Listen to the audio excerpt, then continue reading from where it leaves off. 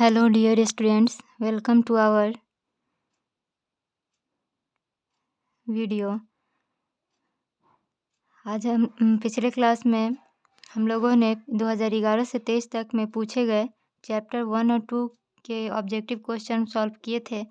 आज हम लोग चैप्टर 3 और चैप्टर 4 के कुछ क्वेश्चन को सॉल्व करेंगे। तो चलिए स्टार्ट करते हैं।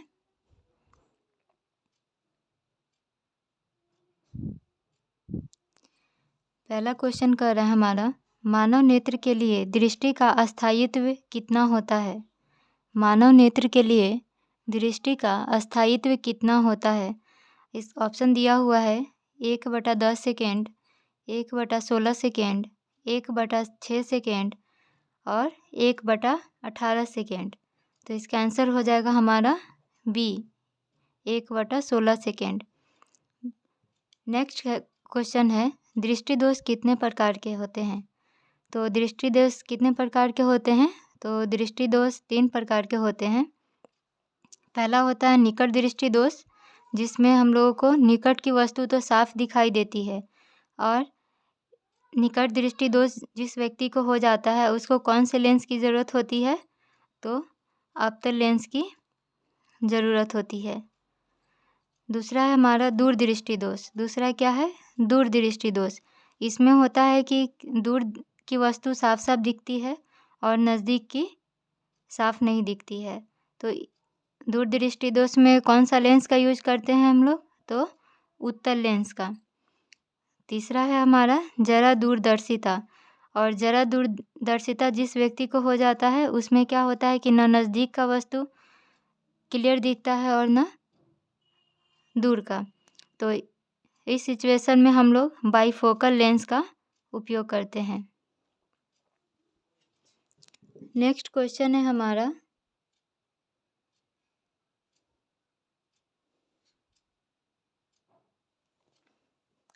नेत्र में प्रवेश करने वाली प्रकाश किरणों का अधिकांश अपवर्तन कहाँ होता है। नेत्र में प्रवेश करने वाली प्रकाश किरणों का अधिकांश अपवर्तन कहाँ होता है। तो ऑप्शन दिया हुआ है नेत्रोध के अंतरपृष्ठ पर, अभिनेत्र के अंतरपृष्ठ पर, कॉर्निया के बाहरी पृष्ठ पर और इनमें से कोई नहीं। तो इसका आंसर हो जाएगा हमारा सी, कॉर्निया के बाहरी पृष्ठ पर। नेक्स्ट क्वेश्चन है, पुतली के साइज को कौन नियंत्रित करता है।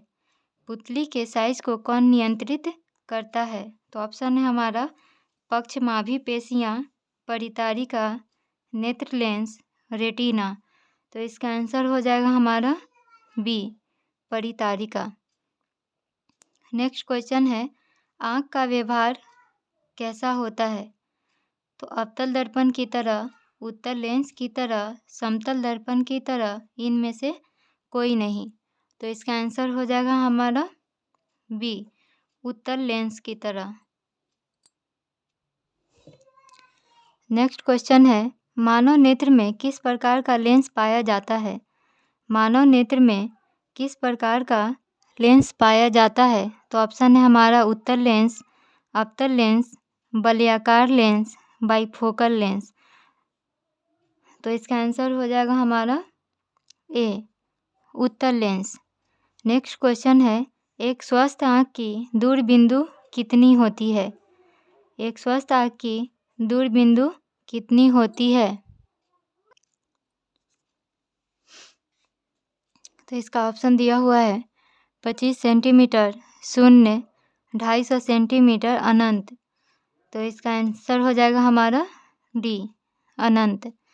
नेक्स्ट क्वेश्चन है, सामान्य दृष्टि के वयस्क के लिए सुस्पष्ट दर्शन की न्यूनतम दूरी कितनी होती है। यानी तो इसका आंसर हो जाएगा हमारा ऑप्शन दिया हुआ है 25 metre, 2.5 centimetre, 25 centimetre, 2.5 metre.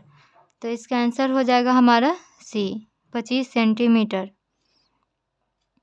Next question है, नेत्र द्वारा किसी वस्तु का कैसा प्रतिबिंब बनता है। ऑप्शन है हमारा वास्तविक, उल्टा तथा बड़ा, काल्पनिक, सीधा तथा छोटा, काल्पनिक, उल्टा तथा बड़ा, वास्तविक, उल्टा तथा छोटा। तो इसका आंसर हो जाएगा हमारा डी, वास्तविक, उल्टा तथा छोटा। नेक्स्ट क्वेश्चन है, निकट दृष्टि दोष दूर करने के लिए चश्मे में किस लेंस का व्यवहार होता है यानी कि उपयोग होता है? ऑप्शन है हमारा उत्तल लेंस, अवतल लेंस, बेलनाकार लेंस, इनमें से कोई नहीं। तो इसका आंसर हो जाएगा बी, अवतल लेंस। नेक्स्ट क्वेश्चन है, किस लेंस का उपयोग दीर्घ दृष्टि दोष को संशोधित किया जाता है? ऑप्शन है हमारा अवतल लेंस, उत्तल लेंस, ए बी दोनों, बेलनाकार लेंस। यानी कि दीर्घ दृष्टि दोष, दीर्घ का मतलब होता है दूर दृष्टि दोष। तो दीर्घ दृष्टि दोष में किस लेंस का उपयोग किया जाता है? तो आंसर हो जाएगा हमारा बी, उत्तल लेंस। नेक्स्ट है, किस दृष्टि दोष को अवतल और उत्तल दोनों लेंसों से बनी द्विफोकसी लेंस द्वारा संशोधित किया जा सकता है? ऑप्शन है हमारा निकट दृष्टि दोष, दीर्घ दृष्टि दोष, जरा दूरदर्शिता, मोतियाबिंद। तो इसका आंसर हो जाएगा हमारा सी, जरा दूरदर्शिता। नेक्स्ट क्वेश्चन है, जो नेत्र निकट स्थित वस्तु को साफ नहीं देख पाता है उस नेत्र में होता है, यानी कि कौन सा दोष होता है? ऑप्शन है हमारा दूरदृष्टि दोष, निकट दृष्टि दोष, जरा दूरदर्शिता, वर्णांधता। तो इसका आंसर हो जाएगा हमारा ए, दूरदृष्टि दोष।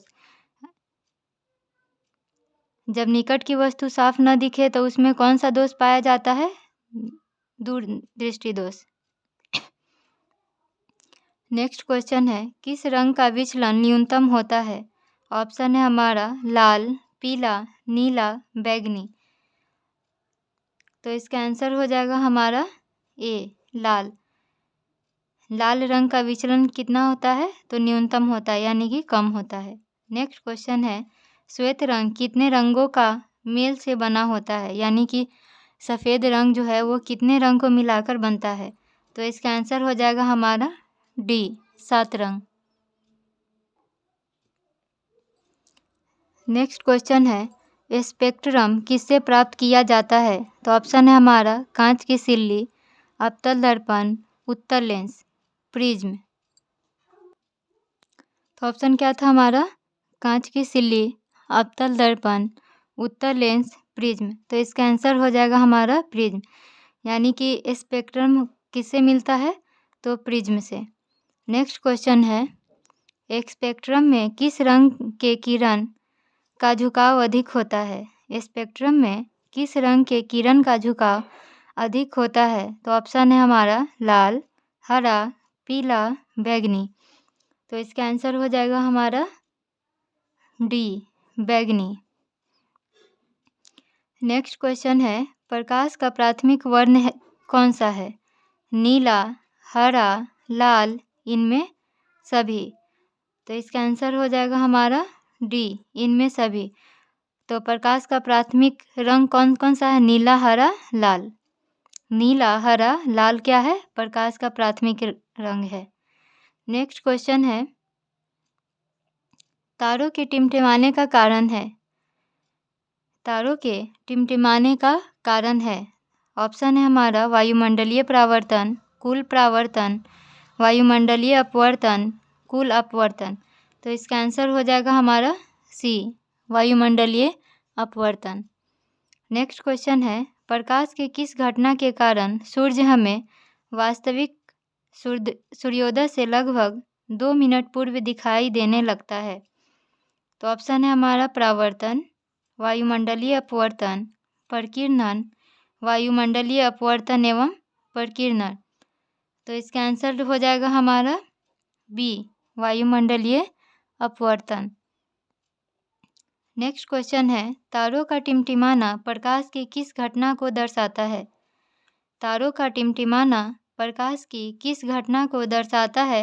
ऑप्शन है हमारा प्रकाश के अपवर्तन को, प्रकाश के वर्ण विक्षेपण को, प्रकाश के परावर्तन को, प्रकाश के प्रकीर्णन को। तो इसका आंसर हो जाएगा हमारा ए, प्रकाश के अपवर्तन को। तारों का टिमटिमाना कौन सी घटना है? प्रकाश का अपवर्तन। तो प्रकाश का अपवर्तन तक का हमारा जो था वो था चैप्टर 3 फिजिक्स का चैप्टर 3 था।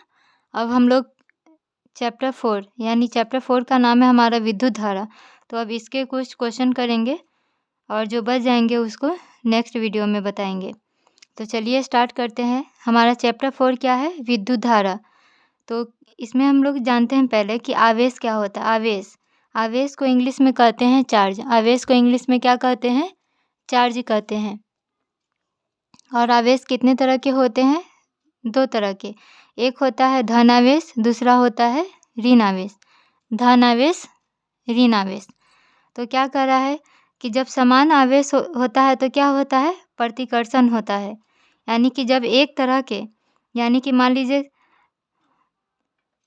जब एक तरह के आवेश जब होते हैं तो क्या होता है? प्रतिकर्षण। मतलब एक दूसरे को क्या करेगा? ढकेलेगा। और जब असमान आवेश होता है तो क्या होता है? आकर्षण होता है। यानी कि जब प्लस प्लस रहेगा तो क्या होगा? जब प्लस चार्ज रहेगा, प्लस प्लस चार्ज रहेगा तो प्रतिकर्षण होगा। वो एक दूसरे को क्या करेगा? उसको एक दूसरे की तरफ नहीं आएगा, उसको ढकेलेगा।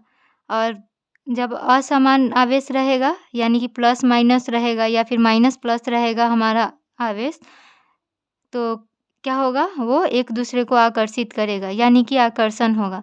तो आवेश को इंग्लिश में क्या कहते हैं? चार्ज। आवेश को इंग्लिश में क्या कहेंगे? चार्ज। और आवेश का ऐसा ही मात्रक होता है एम्पियर घंटा या फिर कूलम।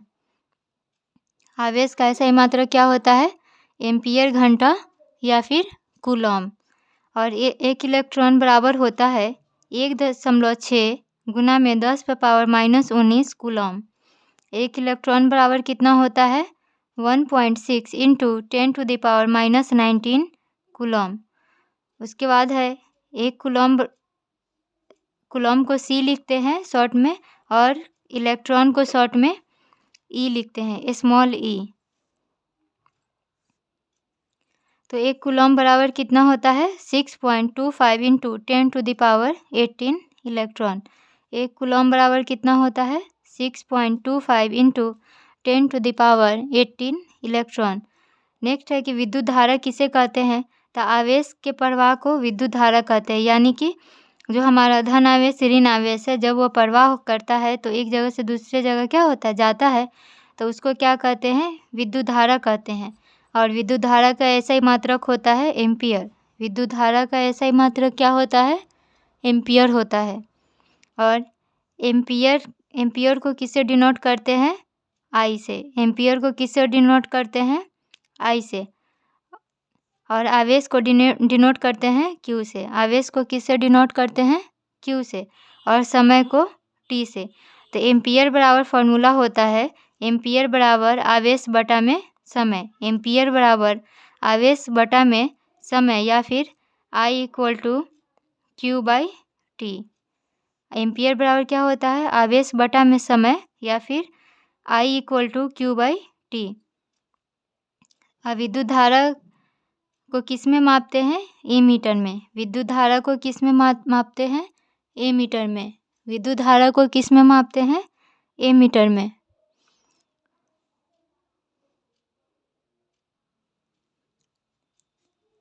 नेक्स्ट अब क्वेश्चन पे आते हैं। तो कह रहा है कि एक इलेक्ट्रॉन पर कितना आवेश होता है? एक इलेक्ट्रॉन पर कितना आवेश होता है? ऑप्शन दिया हुआ है 1.6 into 10⁻20 coulomb, 1.6 into 10⁻⁻27 coulomb, 1.6 into 10⁻⁻19 coulomb या फिर इनमें से कोई नहीं। तो इसका आंसर हो जाएगा हमारा सी 1.6 इंटू 10⁻⁻19 कूलम। नेक्स्ट है हमारा विद्युत आवेश का एसआई मात्रक क्या होता है? विद्युत आवेश का एसआई मात्रक क्या होता है? ऑप्शन है हमारा वोल्ट, ओम, एम्पियर, कूलम। तो इसका आंसर हो जाएगा हमारा डी कूलम। विद्युत आवेश का एसआई मात्रक क्या होता है? कूलम होता है। नेक्स्ट क्वेश्चन है 1 माइक्रो एम्पियर के तुल्य कितना विद्युत धारा होगी? मतलब 1 माइक्रो एम्पियर बराबर कितना विद्युत धारा होगा? ऑप्शन है हमारा 10⁻⁻4 एम्पियर, 10⁻⁻5 एम्पियर, 10⁻⁻6 एम्पियर, 10⁻⁻7 एम्पियर। तो इसका आंसर हो जाएगा हमारा सी 10⁻⁻6 एम्पियर। नेक्स्ट क्वेश्चन है, धारा मापने में किसका उपयोग होता है? ऑप्शन है हमारा एमीटर, ओम मीटर, वोल्ट मीटर, मानोमीटर। तो इसका आंसर हो जाएगा हमारा एमीटर। धारा मापने में किसका उपयोग होता है? तो एमीटर का। नेक्स्ट क्वेश्चन है, बैटरी से किस प्रकार की धारा प्राप्त होती है? ऑप्शन है हमारा दिष्ट धारा, प्रत्यावर्ती धारा, ए और बी दोनों, इनमें से कोई नहीं। नेक्स्ट क्वेश्चन है, बैटरी से किस प्रकार की धारा प्राप्त होती है? ऑप्शन है हमारा दिष्ट धारा, प्रत्यावर्ती धारा, ए और बी दोनों, इनमें से कोई नहीं। तो इसका आंसर हो जाएगा हमारा ए दिष्ट धारा। यानी कि बैटरी से किस प्रकार की धारा प्राप्त होती है? तो दिष्ट धारा। नेक्स्ट है, आमीटर को विद्युत परिपथ में कैसे जोड़ा जाता है? ऑप्शन है हमारा श्रेणी क्रम में, पार्श्वबद्ध, ए और बी दोनों, इनमें से कोई नहीं। तो इसका आंसर हो जाएगा हमारा श्रेणी क्रम में। आमीटर को विद्युत परिपथ में कैसे जोड़ते हैं? तो श्रेणी क्रम में। नेक्स्ट है, विद्युत धारा का एसआई मात्रक क्या होता है? ऑप्शन है हमारा वोल्ट, कूलम, वाट, एम्पियर। तो इसका आंसर हो जाएगा हमारा डी एम्पियर। नेक्स्ट क्वेश्चन है, किस उपकरण में धन और ऋण का चिन्ह नहीं होता है? किस उपकरण में धन यानी कि प्लस और ऋण यानी कि माइनस का चिन्ह नहीं होता है? ऑप्शन है हमारा एमीटर, वोल्ट मीटर, कुंडली, इनमें से कोई नहीं। तो इसका आंसर हो जाएगा हमारा सी कुंडली। नेक्स्ट हमारा, किसी बल्ब से 1 मिनट में 120 कूलम आवेश प्रवाहित हो रहा है तो विद्युत धारा का मान कितना होगा? ऑप्शन है हमारा 1 एम्पियर, 2 एम्पियर, 3 एम्पियर, 4 एम्पियर। तो इसका आंसर हो जाएगा हमारा बी 2 एम्पियर। नेक्स्ट क्वेश्चन है, जब किसी चालक से विद्युत धारा बहती है तो गतिशील कण होते हैं। ऑप्शन है हमारा परमाणु, आयन, प्रोटॉन, इलेक्ट्रॉन। तो इसका आंसर हो जाएगा हमारा डी इलेक्ट्रॉन। और नेक्स्ट क्वेश्चन है, 1 कूलम विद्युत आवेश में कितने प्रोटॉनों से बनता है? 1 कूलम विद्युत आवेश कितने प्रोटॉनों से बनता है? ऑप्शन है हमारा 1.6 × 10⁻⁻19, 1.6 × 10⁻19, 6.25 × 10⁻18, 6.25 × 10⁻−18। तो इसका आंसर हो जाएगा हमारा सी यानी कि 6.25 × 10⁻18। तो ये था हमारा चैप्टर 3 और चैप्टर 4 के कुछ क्वेश्चंस है, और इस चैप्टर 4 में से जो क्वेश्चन बच गए हैं उनको मैं नेक्स्ट क्लास में बताऊंगी। तो इन सब को अच्छी तरह से याद कर लीजिए। आप लोग का मैट्रिक एग्ज़ाम 2024 में जो होने वाला है उसमें बहुत ही ज़्यादा हेल्पफुल होगा। अगर मेरा वीडियो आप लोग को अच्छा लगता है, इससे आप कुछ % भी नॉलेज लेते हैं, तो प्लीज़ मेरे वीडियो को लाइक कीजिए और मेरे चैनल को सब्सक्राइब कीजिए और अपने सभी दोस्तों में शेयर कीजिए। Thank you.